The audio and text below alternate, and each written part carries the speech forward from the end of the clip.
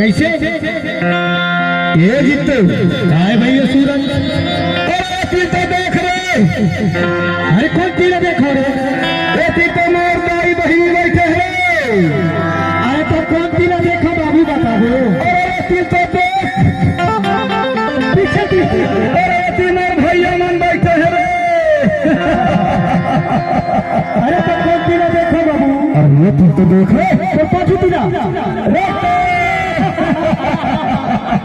तू चीज बड़ी है मस्त मस्त तू चीज बड़ी है मस्त मस्त क्या बात है ये जीते रे काय भैया सूरज माँ कसम लड़की गजब के सुंदर दिखत है यार। दिखत है बाबू दिखत है बहुत समय देखा था जब ले आता ले टूरी ला लेकिन ये लड़की कौन है यार। अरे लड़की ने नहीं जाना भैया कौन है तेरा ईमान से कहा नहीं जाना मातर नहीं जानो ये लड़की ने नहीं जाना नहीं जानो मैं हटे लड़की के नस्ल जाना थोड़े।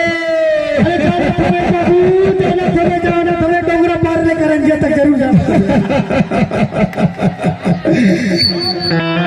अरे भैया ले लहंगा गीतिया पहरे हर हर हर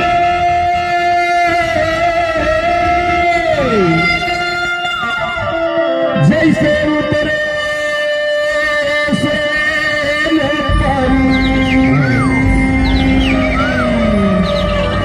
हरे हरे हरे हरे गुलाबी कली